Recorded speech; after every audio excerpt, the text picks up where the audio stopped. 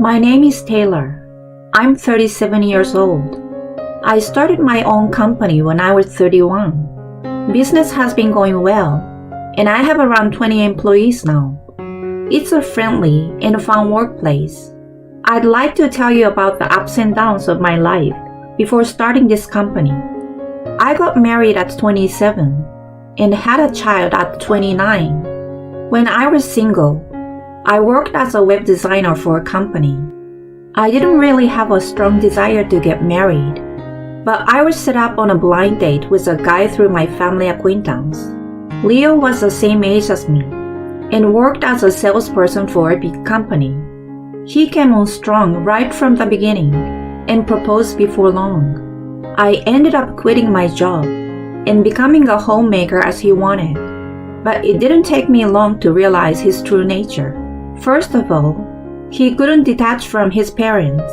Later, I found out that our marriage was primarily to please them, and anyone would be okay as long as it made them happy.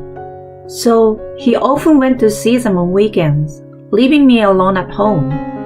On top of that, he was pretty self-centered. He was raised as an only child and was spoiled by them. I had to prepare a fresh towel in advance when he took a shower, and if I ever forgot, he got extremely angry. In the morning, I had to lay out his suit and everything he needed on the bed. Dinner had to have at least 5 different vegetables, and frozen food or pre-made dishes were a big no-no. Not only that, but I always had to keep the entire house in an immaculate state. I had to vacuum and mop every morning and evening. Of course, he never lifted a finger to help with any of this. Despite that, I tried my best because I was his wife. Soon after, I became pregnant. Both families were overjoyed, and I hoped that this would be the catalyst for him to change a bit. I was completely wrong. When I had morning sickness and couldn't do housework as usual, he got furious and berated me for not being able to do what everyone else could. As I did my best with chores with my growing belly, he just played games on his phone. Not only was there never a sign of him wanting to help, but he seems to have no awareness of becoming a father. I gave birth to a baby girl named Eva. My expectations were in vain, and his selfishness grew even worse after the birth. When I returned home from the hospital, I was greeted with a huge pile of dishes. He hadn't done any housework at all while I was out. I had to juggle taking care of the newborn while straightening up the house for a while. As usual, he never showed any gesture of appreciation whatsoever. On the contrary, he said that I should have been able to finish something as basic as that in no time. Furthermore, he mocked me about my post-pregnancy weight gain. You are fuller. You look like a meatball. Hey, meatball, answer me. He looked at me with a contemptuous gaze. According to my doctor, my weight gain was entirely within the standard range. I had planned to start a diet at some point, but this really got on my nerve. He wouldn't help with housework and looked down on me after giving birth. Cut it out! When I finally yelled at him, he angrily stood up, knocking over his chair. Who the heck are you talking to? I'm the breadwinner here. You, as my wife, should just do as I say. Besides, anyone can handle housework. Don't act so high and mighty. I was so furious that I couldn't even respond. From then on, he constantly made fun of my appearance. Hey, meatball, is dinner ready? Oh, here comes a sumo wrestler. Do you even know what losing weight means? He mocked me as he pleased. I had to endure it, because if I said anything back, I thought that chairs might start flying like in a wrestling brawl. Above all, I had to protect Eva. He didn't help with housework or childcare at all. Taking care of the crying baby, changing diapers, and doing household chores all at once was tough. I went through each day with no makeup and wearing just the glasses, looking completely worn out. I had no time for anything. There were even days when I could only go to the bathroom once in the morning. Still, I encouraged myself, thinking that this was what being a mother meant. One day, while Leo was criticizing my appearance as usual, he suddenly brought up divorce. You've become a mess ever since you had Eva. Let's get a divorce. I like the younger girl from the office now. By the way, Eva looks just like you, chubby like a meatball. What did you just say? I couldn't believe my ears. You've been overweight for a long time. I can't take it anymore. I like slender women. Pack your stuff and get out ASAP. His argument was completely absurd. What nonsense are you talking about? I can't do that. Confused, I immediately contacted his parents. Leo wants a divorce because I had a child and lost my looks. Can you please put some sense into him?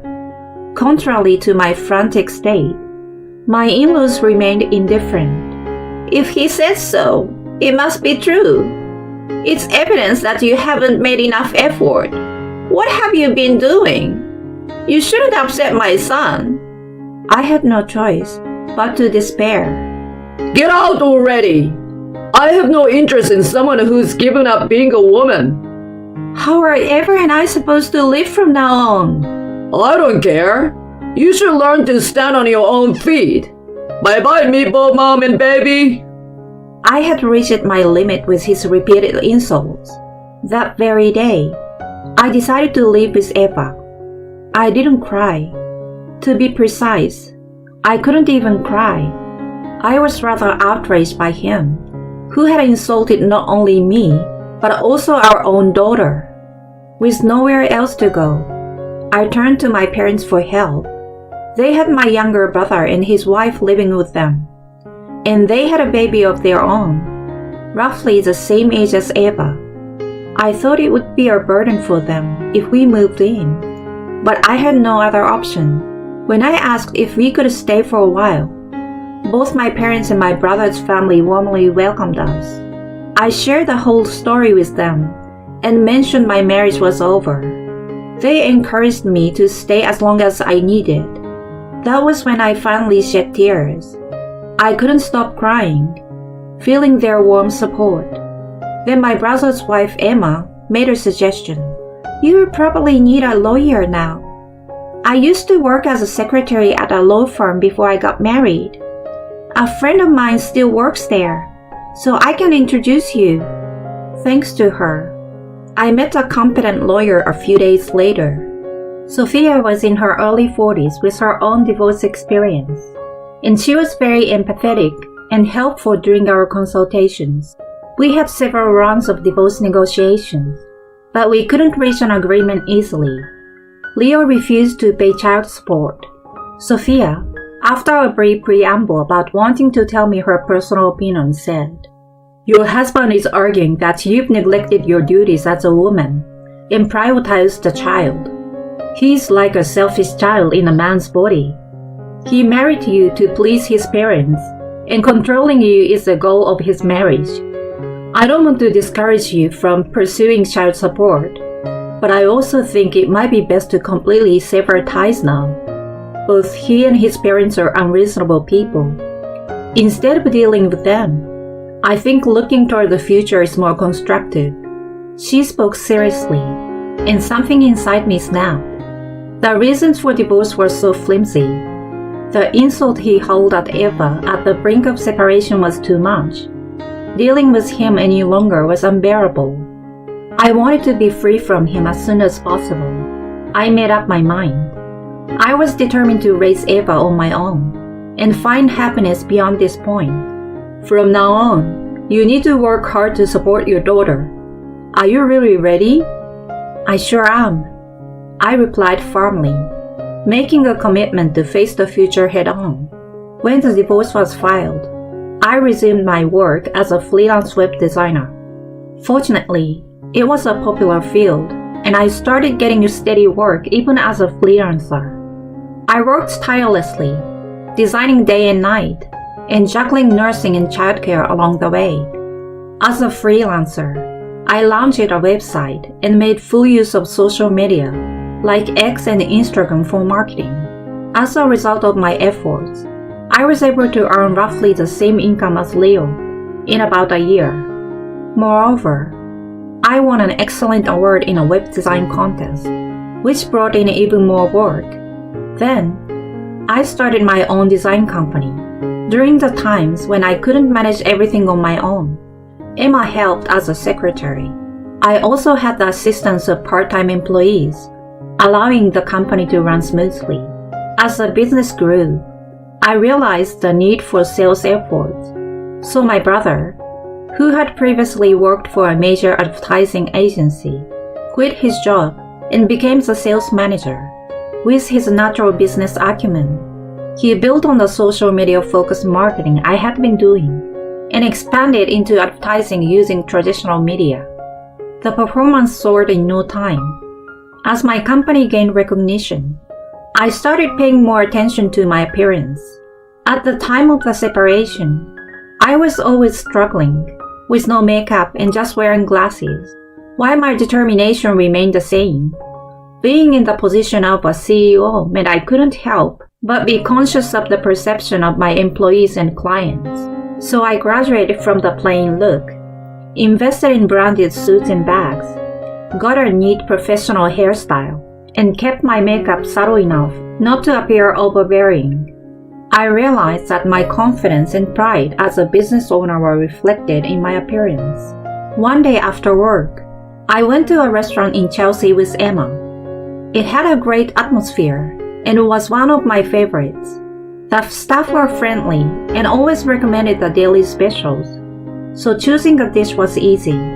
Above all, despite being an upscale restaurant, it didn't have a snobbish atmosphere, which I liked. While we were chatting at our table, I noticed a familiar face approaching. It was Leo. You seem to be doing well. He brought water to our table, wearing a big smile on his face. He was working as a waiter at this restaurant. He acted over-friendly, unlike a typical waiter, and the arrogance he had before our divorce flashed through my mind, making me feel nauseated. "Oh, it's you.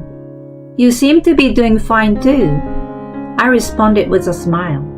After our divorce, I had heard through the grapevine that he had lost his job due to his relationships with female colleagues. I hadn't heard much about his whereabouts since then, but my relatives who frequented this restaurant recently informed me that he had started working as a waiter there. Emma and I had come there out of curiosity, pretending not to know anything. You're looking great. His attitude, as if he had forgotten the way he had ridiculed me in the past, immediately put me in battle mode. "You're annoying. Get out of my sight." Come on, don't be so cold. You're running your own business, right? I was surprised to see an article in the magazine. Let me work for you, huh? I couldn't believe his audacity. I'm not quite sure what you're talking about. Oh, come on. We used to be married, you know. How about giving it another try? Quit joking around. Go away. You're ruining my dinner. I made a shooing gesture with my hand. Immediately, he started fuming. How dare you give me an attitude? The one without the right attitude here is you. I'm a customer. What the heck? A woman like you acting all high and mighty. It pisses me off. Don't forget you used to live off me. He has been divorced by me and fired from his job, but showed absolutely no remorse. It was amazing how people like him existed in the world. Amidst the heated exchange, I remained strangely calm. Then, the owner of the restaurant appeared. "What seems to be the matter, ma'am?" Charlotte and I had been friends since the restaurant opened. We had known each other since her early days as a waitress, and we shared a strong bond as business owners. I heard our waiter here raising his voice. "Is there any trouble?" she asked with a concerned expression. He has been making baseless accusations against me. Can you please do something? As soon as I finished my sentence, she glared at Leo. Why are you causing trouble? She and I are married, and she started a new company, so I asked her for a job. But then, she suddenly got mad, and... Let's clarify first that we are not married anymore. He insulted me and our daughter, and we divorced. We are strangers now. And yet, he's directing this kind of behavior at a customer. I could see that Charlotte's face was turning as red as a lobster. She's got a big mouth for a woman. His excuse made absolutely no sense. What? For a woman? I'm a woman too, you know. Her anger had finally reached its peak. Oh no, I mean, you're different, not a woman. I mean, not like that. What are you saying? I absolutely despise people who discriminate based on gender the most. We don't need someone like you in our restaurant. You are fired. Get out. Her anger voice echoed through the restaurant. Oh no, I apologize. I'm really sorry. I have nowhere to go if I get fired from here. Please spare me. He pleaded with the owner with a pitiful expression. You should learn to stand on your own feet. I smiled at him. He was dragged away by security, wailing, and was kicked out of the restaurant. According to Charlotte, he had been hopping from one job to another after he was fired from his previous job. She pitied him and hired him as a waiter, but he ended up repaying that kindness in this manner. Truly a case of getting what he deserved. I've never seen someone fit the phrase, "You reap what you sow," so perfectly. Afterward, my company continued to do well. What's more, I will be graduating from being single soon. I met another entrepreneur with a divorce history at a cross-industry networking event. Fellow souls with similar scars, we quickly became good friends. I have a daughter, and he's alone. We took our time to strengthen our bonds with Eva and our families. We decided to start a new family together by next spring. My new partner is loving and kind for a change. Leo, on the other hand, according to the investigation of my competent secretary Emma, he remains unemployed and single after being kicked out of that restaurant. Despite how much he used to make fun of my appearance, he now seems to be displaying a grotesque example of middle-aged flat. Fate and the passage of time can be cruel. My life has been like a roller coaster ride. I got married, had a child, got divorced, started working, and established a company. I've learned the meaning of you reap what you sow all too well. If there is someone out there feeling like they're in the middle of a dark tunnel with no end in sight, I want to say this. There is always an exit. There is no night without a dawning. By the way, the lawyer who supported me through my divorce is now our company's legal advisor.